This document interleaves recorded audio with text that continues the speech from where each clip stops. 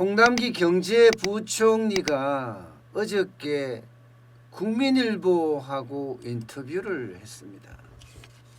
그 인터뷰 내용을 보니까 세 가지를 안 하겠다 이렇게 선언을 했습니다. 첫 번째는 핫 이슈라고 하는 기본소득 수용 불가다. 두 번째는 2차 재난지원금 어렵다. 세 번째는 정세, 보편적 정세 이라고 이야기하죠. 절대 없다. 이게 홍남기 경제부총리가 아주 강하게 이야기를 했다고 합니다.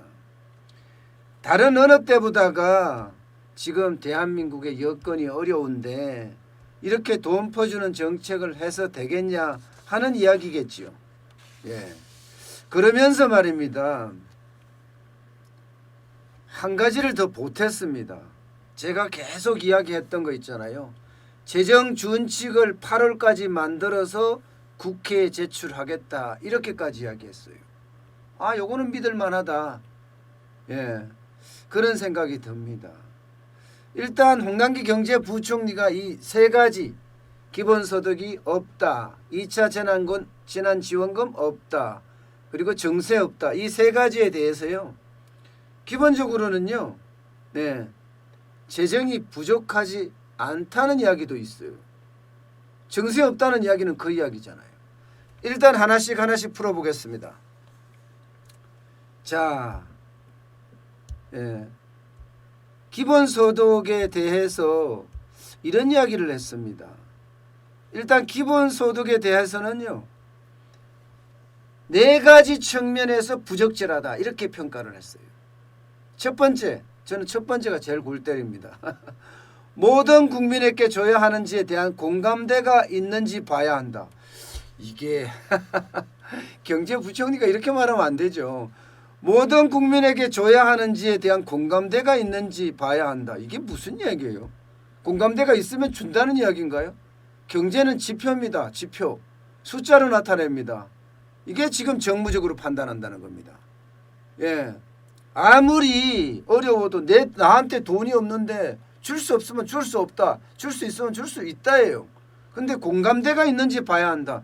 이런 진짜 개 뼈다구 같은 소리가 어디 있습니까? 일단 이거부터 문제예요. 이 사람에서 조금 죄송하네요. 그래도 경제부총리니까. 홍남기 경제부총리가 이렇게 말했다는 것은요. 정치적인 판단을 지금 계속 고려한다는 입장입니다. 저는 이게 답답하다는 생각이 절로 들고요. 두 번째는요. 단순 계산해도 재원이 180조에서 300조까지 들어가는 엄청난 재원이다. 재원이 없다. 세 번째는 전반적인 복지 체계를 검토해야 될 문제다. 기본소득이라는 게 그럴 수밖에 없겠죠. 네 번째는 해외 사례가 없다는 점도 반대 이유다. 이게 스위스에서 실제 국민 기본소득 표결에 붙였는데 부결이 났었죠.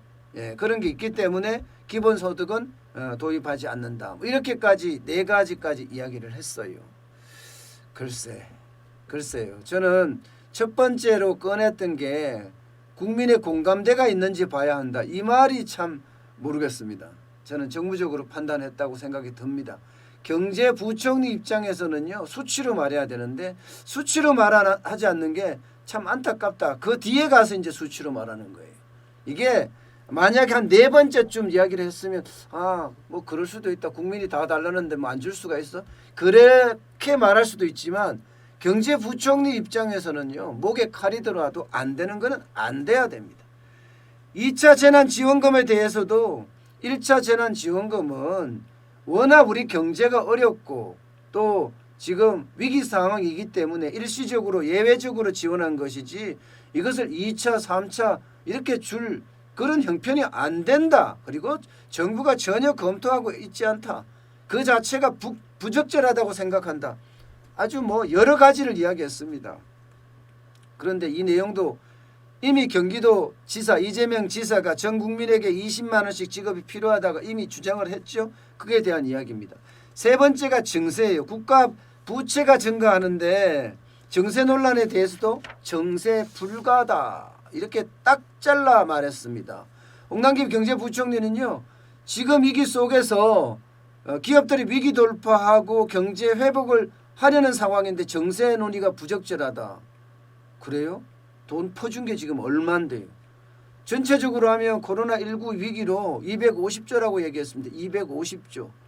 그중에 그냥 뿌리는 돌만 하더라도 긴급재난지원금부터 시작해서 기업에 뿌려야 될 돈 기간산업안정기금 같은 경우만 하더라도 40조가 넘잖아요. 한국은행이 뿌리는 돈 정세 안 한다고요? 글쎄 정세 결정이라는 게 자동차 엑셀을 밟으면서 브레이크를 밟는 양상과 똑같다고 이야기를 하면서 중기 재정 계획에도 짤 계획이 없다 이런 이야기까지 포함이 됐습니다. 결국은 정세 결국은 보편적 정세는 안 한다는 이야기예요. 지금 정세와서 문제가 되지 않는다 이런 이야기인데 글쎄요. 그리고 대신에 이제 재정 준칙을 만들어서 국가 부채를 관리하겠다 이거예요. 국가 부채를. 그런데요. 재정 준칙을 마련해서 국가 부채를 관리하겠다는 게 재정 준칙이 얼마까지 가는지 아직 말도 안 나오고 지금까지 재정 준칙은요. 국가 부채 비율 GDP 대비 40%고요. 재정 적자가 마이너스 3% 유지하자가 지금까지 재정 준칙이었습니다. 이게 작년에 문재인 대통령이 국가 재정 전략 회의에 참석을 해서 40%의 기준이 뭐냐 하면서 이 40% 기준이 깨지기 시작을 했습니다. 그런데 이게 쉽게 될란지 그것은 두고 봐야 합니다. 왜냐고요? 지금 홍남기 경제부총리가 이야기하는 모든 말들이 저는 누가 믿을까요? 저는 안 믿어요. 저는 믿은 적이 없어요. 처음에 마지막으로 제가 그래도 한가닥 기대를 걸었던 것은 그 긴급재난지원금을 줄 때 기획재정부는 50% 소득 계층 50%한테 준다고 하고 들어갔잖아요. 결국은 당정청 협의해서 소득 하위 70%에게 준다고 결정이 났어요.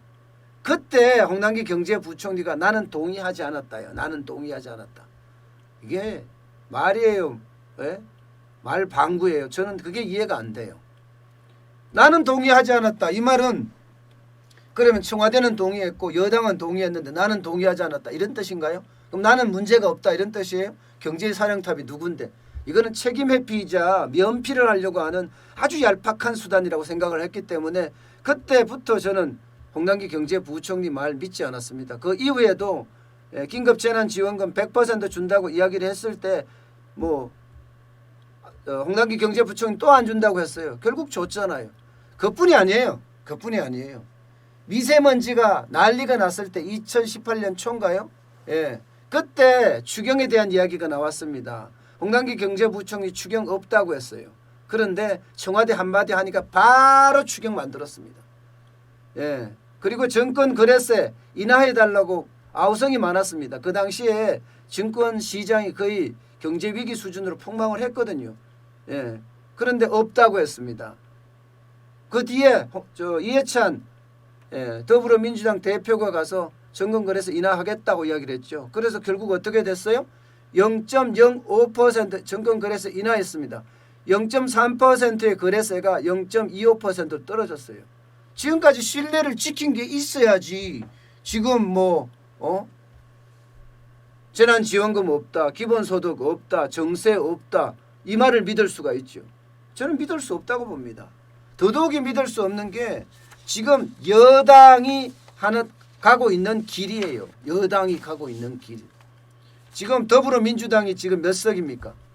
177석입니다. 벌써 일당 독주를 하고 있어요. 지난 5일에 국회의장 선출할 때 단독으로 선출했잖아요. 그리고 상임위원장, 법제위원장을 포함해서 6개 상임위원장 선출하는 거 단독으로 했습니다. 단독으로. 이거요. 1967년 이후에 53년 만에 처음입니다. 1967년 이후 53년 만에 처음 일당 독주예요.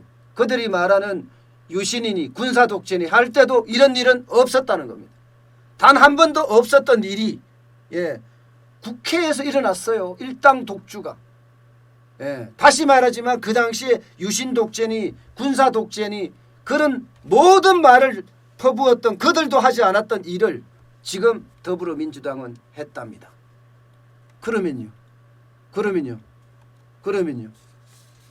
제가 이렇게 답답한 거예요. 지금까지 어떤 때더라도 법사위원장은 제1야당한테 주는 게 원칙이자 원칙이라고 하긴 그런가? 이것도 심리적 마지노선이라고 해야 되나요? 지금까지 그렇게 이야기해 왔습니다.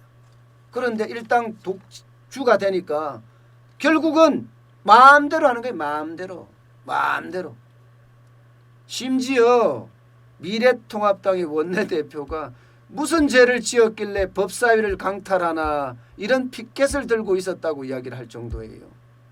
예. 그러면서 민주주의 파괴하는 의회 독재 각성하라는 구호까지 외쳤다고 합니다. 이거는요. 제가 생각해서도 독주이자 폭거예요. 폭거. 상황이 이런데 기획재정부 장관, 경제부총리, 홍남기 경제부총리가 그 말을 했다고 그걸 믿을 수 있을까요? 이해찬 대표의 한마디에 거래세까지 내려갔어요. 증권거래세까지. 증권거래세 내려가 본 적이 없습니다. 수십 년 동안 내리고 싶었지만 계속해서 못 내렸던 게 증권거래세였어요. 예. 그런데 그냥 한마디에 갔는데요. 긴급재난지원금 100% 되는 거요. 작년 4.15 총선 때 광진을에서 고민정 후보인가요? 거기 후보 지원 연설에 갔었죠. 이인영 대표가. 거기서 고민정 후보를 당선시켜주면 재난지원금 100% 드리겠습니다. 그냥 줬잖아요. 100%. 예. 그러니까 홍남기 경제부총리가 이렇게 말을 한다고 해서 솔직히 이제 믿을 사람이 없어요. 믿을 사람. 예. 그냥 본인 개인의 의견이겠거니. 예. 개인의 의견. 이게 참 우울하고 창피한 이야기예요, 여러분. 예. 한 나라의 경제의 수장인데 그 경제의 수장 이야기가 한 사람의 이야기일 뿐 하면서 치부된다는 게 참 창피하죠. 저도 그렇습니다. 솔직히 좀 창피해요. 예. 경제사령탑이라고 모두가 이야기하고 있는데 그 모두가 이야기하는 자체가 아이고 무슨 경제냐 그런 이야기까지 나올 정도가 아닐까 싶습니다. 저는 지금이라도 그래요. 본인 스스로가 우리 경제에 우를 범하지 않으려면요. 예, 저는 지금도 늦지 않았다고 생각을 합니다. 본인의 말처럼 예, 목에 칼이 들어와도 지켜야죠. 아예 전사를 하더라도 해야죠. 누구를 위해서요? 대한민국 국민을 위해서요. 홍남기 경제부총리를 위해서가 아니라 문재인 정부를 위해서가 아니라 대한민국 국민을 위해서 홍남기 경제부총리는요. 자기의 소신을 지켜야 합니다. 단 한 번이라도 지켰으면 좋겠어요. 번번이 깨지고 예? 번번이 무너지고 번번이 예, 까지고 말았습니다. 그야말로 패싱이란 말이 그냥 쉽게 나올 정도예요. 그런데도 그 이후에 단 한 번도 미안하다 죄송하다 사과 한마디 안 했어요. 경제수장이라면서요. 본인이 지키지 못한 데 대해서 떳떳하게 나는 지키려고 했는데 나는 끝까지 맡겠다. 그러면 사퇴하겠다. 해야죠. 지금 이렇게까지 어기면서까지 전 그래요. 좀 비굴하다는 느낌까지 있습니다. 그렇게까지 해야 하는지 예. 답답해질 따름입니다. 대한민국의 경제수장인데 경제수장이 자기 자리를 못 지키고 있다는 자체가 우리 경제의 불행일지도 모르겠습니다.